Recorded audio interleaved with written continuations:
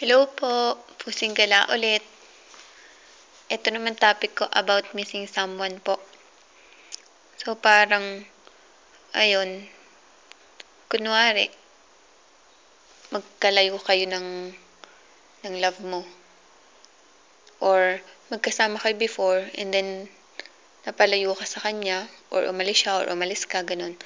So, kadalasan talaga or talagang natural na mamimiss mo siya, 'di ba? Andun yung maiisip mo na sana hindi ko na lang siya pinaalis or sana hindi na lang ako umalis or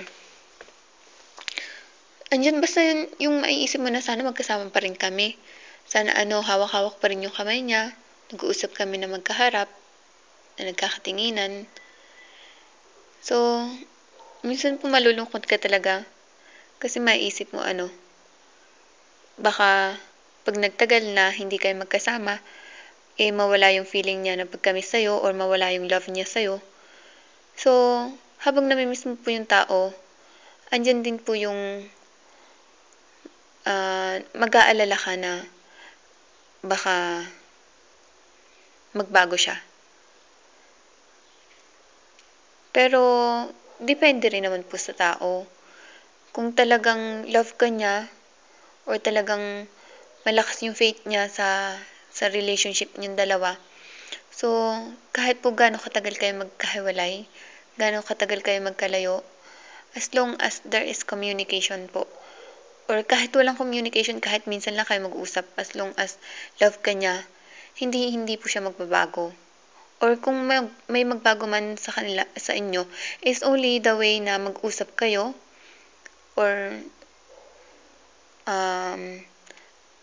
kumbaga hindi na kayo katulad ng dati na oras-oras kahit anong time na gusto niyo mag-usap, so pwede kayo mag-usap kasi nga magkasama kayo, 'di ba?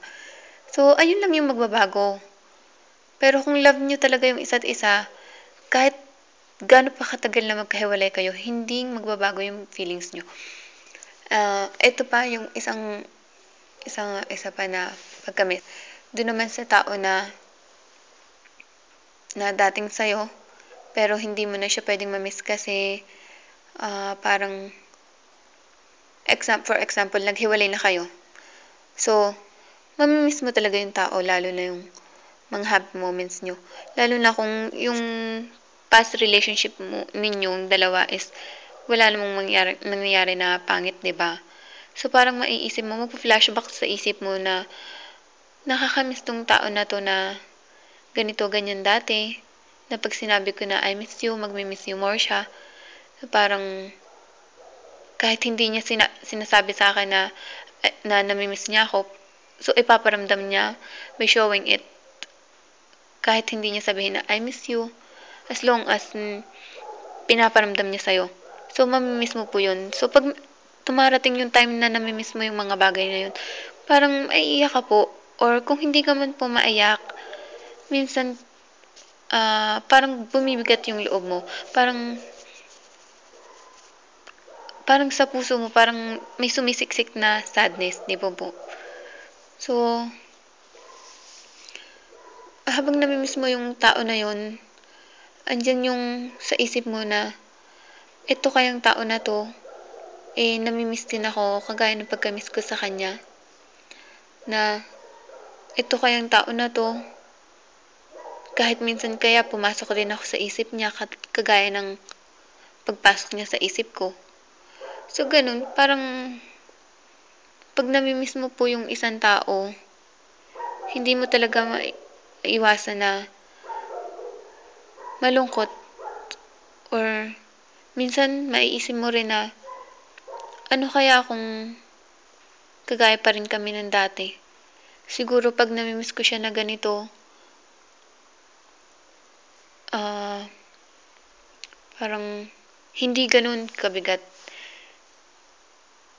Hindi ganun kasakit na kagaya ng feeling na ikaw lang yung nakakamiss. 'Di ba po? Kasi kung yung pag-uusapan is yung dating magkarelasyon na naghiwalay, kahit ano pong pagka-miss mo dun sa tao na yun, wala ka na pong magagawa. Kasi you let her go eh. Or she let you go. So, kahit mamiss mo po yung tao, oo, mamimiss mo na lang siya. Ganun na lang. Pero hindi na kayo pwedeng mag-miss-miss you back-back. Miss-miss you back-back. So, ayun lang po. Minsan talaga malungkot mamiss yung isang tao. So, ayun yung difference ng kayo pa rin, namimiss mo siya habang kayo pa rin at namimiss siya pero hindi na kayo. Dun sa namimiss mo siya habang kayo pa, parang yung pagka-miss mo is the way ng paglalambing, di ba po? And then, dun sa namimiss mo na hindi na kayo is parang ano po yung maraming pain, yung maraming tears. Or kung hindi naman marami, syempre meron din tears minsan. So, ano po bang magandang gawin para hindi mo mamiss yung tao na hindi mo na pwedeng mamiss? Ang hirap pong mag-isip, no? Comment nga dyan. Bye-bye!